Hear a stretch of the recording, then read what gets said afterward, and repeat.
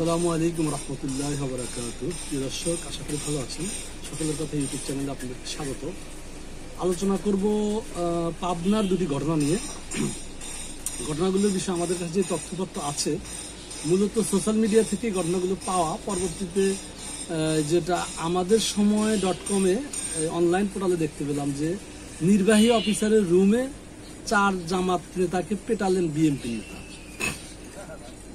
পাবনা সুজানগর উপজেলার নির্বাহী অফিসারের রুমে তার সামনেই বিএনপির কয়েকজন নেতা কর্মীদের হাতে মারধরের শিকার হয়েছেন উপজেলা জামাতের নায়েবে আমির।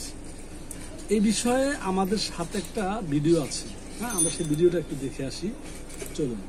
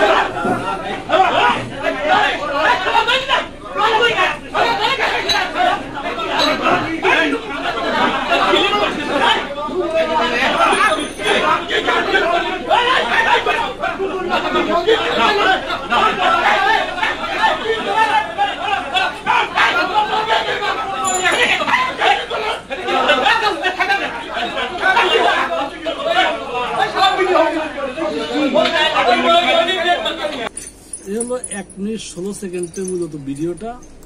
তো এই ভিডিওতে আমরা আসলে কে বিএনপি নেতা বা কে জামাতের নেতা এটা বুঝতে পারিনি, কিন্তু তবে এটা বুঝতে পারলাম যে কয়েকজন মানুষ এসে এই টিউন অফিসে বসে থাকা কয়েকজন মানুষকে হামলা করলো। তো বিস্তারিত যে আলোচনাটা দেখলাম এর ভিতরে, মূলত জামাত ইসলামের কয়েকজন নেতাকর্মী টিউন অফিসে কোনো একটা কাজে আসছেন, এসে ওখানে বসে অপেক্ষা করছিলেন। টিউন সাহেব কোনো একটা কাজে ব্যস্ত ছিলেন, ওনার জন্য অপেক্ষা করছিলেন। এই ঘটনার ভিতরেই আবার বিএনপির নেতাকর্মীরা এখানে কোনো একটা কাজে টিউন সাহেবের কাছে আসেন। এসে ওনারা জামাতের নেতাকর্মীদেরকে দেখে ওনারা একটু উত্তেজিত হন এবং কি এটা বাগবাতিনটার পর্যায়ে যায়। একটা পর্যায়ে ওনারা বাইরে গিয়ে আরো কিছু সদস্য নিয়ে এসে একটা পর্যায়ে জামাতের নেতাদের উপরে হামলা করে। এই গেল একটা সংবাদ। এটা আরেকটা সোশ্যাল মিডিয়ার সংবাদ আপনাদেরকে আমি দেখাতে পারি, সেই ব্যাপারে একটা ভিডিও আমার কাছে আছে। আমরা চলুন সেই ভিডিওটা একটু দেখি, কেমন? দেখুন ভিডিওটা।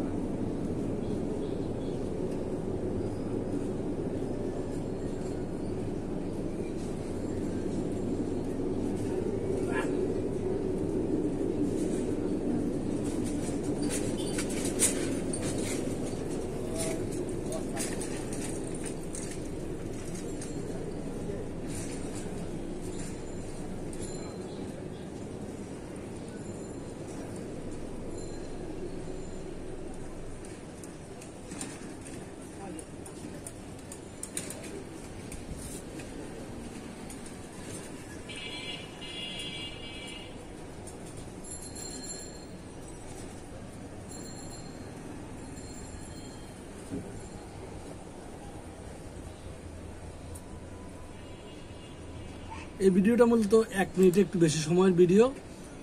এই ভিডিওটা আপনারা যেটা দেখলেন, সেখানে কিছু দুর্বৃত্তরা একটা জুয়েলারি দোকানে ঢুকে তাদেরকে জিম্মি করে টাকা পয়সা নিয়ে যাচ্ছে। মূলত হেডলাইনটা সোশ্যাল মিডিয়ার এই সংগ্রহিত এই ভিডিওটা, সেখানে লেখা হলো পাবনা সুজানগর উপজেলায় একটি জুয়েলারি দোকানে ডাকাতি করছে উপজেলা ছাত্র দলের এই নেতার মূলত যে নেতার ছবি দেখাচ্ছি, এই নেতাকে ইন্ডিকেট করা হচ্ছে।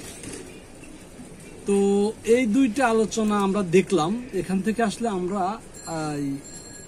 কি মনে করব আসলে, মানে যে দলটার ব্যাপারে আমরা প্রতিনিয়ত সোশ্যাল মিডিয়া থেকে মূলধারার মিডিয়ায়ও অনেক সংবাদ পাচ্ছি, প্রতিদিনই কোথাও না কোথাও তারা হত্যা, রাহাজানি, গুম, বাকি এই চাঁদাবাজি, বিশেষ করে চাঁদাবাজি, গুম খুনের কথাটা একটু বাড়িয়ে বলা হয়ে যায়, এই বিশেষ করে চাঁদাবাজি প্রবল আকারে।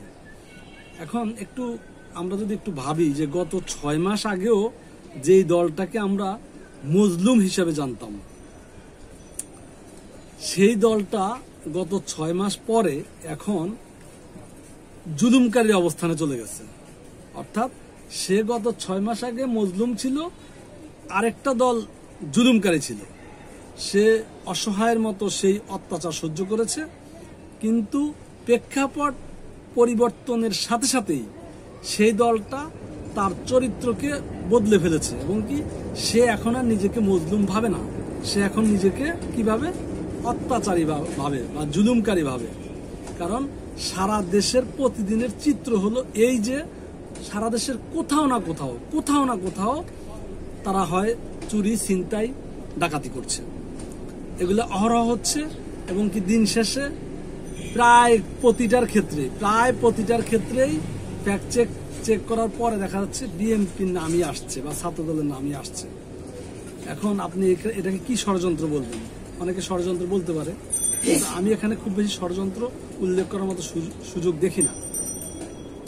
অথচ এই দলটার হাইকমান্ড থেকে এখন পর্যন্ত 2000 মতো নেতাকর্মীকে বহিষ্কার করেছে শুধুমাত্র এই জাতীয় ত্রুটি বিচ্ছুতির কারণে, এই জাতীয় ঘটনার কারণে।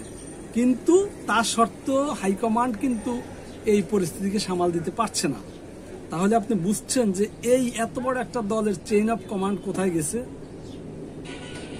গত 16-17 বছরে তারা তো কারেকশন হওয়ার কথা ছিল, কিন্তু তারা মানে একদম জুলুমবাজে পরিণত হয়েছে। তো যাই হোক, আমরা আসলে এই 24-এর অভ্যর্থনের পরে একদম লোকাল সাধারণ মানুষ হিসেবে আমাদের দাবি হলো যে আমরা এরকম একটা সমাজ দেখতে চাই না। আওয়ামী লীগ যেরকম একটা সমাজ তৈরি করেছে, পাশাপাশি বিএনপি এখন যেগুলো করছে, সেই ক্ষেত্রে তারা তাদের এই ভালো অবস্থান দেখাতে পারছে না। অতএব একদম লোকাল সাধারণ জনগণ হিসেবে আমরা মনে করি যে এই চাঁদাবাজির সংস্কৃতি আর বরদাস্ত করা যাবে না এবং চাঁদাবাজিকে আর স্থান দেওয়া যাবে না। আর বিএনপি যদি মনে করে যে, যদিও তাদের আচরণে সেটাই মনে হচ্ছে যে তারা চাঁদাবাজি করেই খাবে আবার, হ্যাঁ। আর বিএনপির মতো দলগুলো, আওয়ামী লীগ বিএনপির দলগুলো আসলে তাদের ছাত্র সংগঠন থেকে শুরু করে লোয়ার নেতা কর্মীরা চাঁদাবাজি করা ছাড়া আসলে কিছু করার নাই। কারণ তারা চাঁদাবাজির মানে দল করাটাকে একটা পেশা মনে করে। যখন সে দল করাটাকে পরিপূর্ণ পেশা মনে করে, তাহলে তার পরিবার কিভাবে চলে? তখন সে দল থেকে ধান্দা খোঁজে। তো দল তাকে ধান্দা দিতে পারে না, দল তাকে জায়গা দেখাই দেয় যে এগুলা করো। অনেক ক্ষেত্রে মানে এগুলা করো, তো এগুলা করার ক্ষেত্রে সে তার পরিবার চালানোর পথ মনে করে। এই জায়গা থেকে যদি বিএনপি না বেরিয়ে আসতে পারে, তাহলে জনগণের সাথে তাদের প্রচন্ড রকম দূরত্ব দেখা দিবে। কারণ হলো যে যখন তারা মজলুম ছিল তখন কিন্তু ঠিকই জনগণ তাদের সাথে ছিল, আর এখন যখন যারা জুলুমবাজে পরিণত হচ্ছে, জনগণের সাথে তার দূরত্ব দিন দিন বেড়ে যাচ্ছে। এটা হলো কঠিন বাস্তবতা। আগামী নির্বাচনে আগ পর্যন্ত বিএনপির সাথে জনগণের দূরত্ব গিয়ে কোথায় দাঁড়ায়, এটাই এখন দেখার বিষয়। ভালো থাকবেন প্রিয় দর্শক, আসসালামু আলাইকুম।